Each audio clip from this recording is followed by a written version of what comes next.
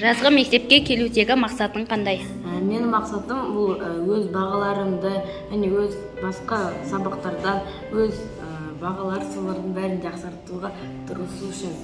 Мен қазір өзіме есеп құрап солай жасап жүрмін. Үйде мен осы жазғы мектеп туралы ойлап, жазғы мектепке қосымшаға барамын.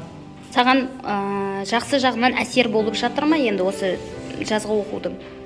Әрине, бірақ та менің достарым мұнда келмейді, сондықтан да маған иногда жалғыз кетеді. Мектеп қызықты ма?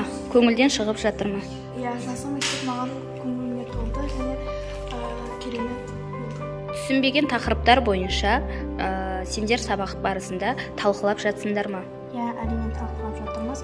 Біз математика пәнінен күрделі есептер шығарып жатырмыз және қазақ тілін түсінбеген тақырыптарды және түсінбеген ережелерді қайталап мұғаліммен өтіп жатырмыз.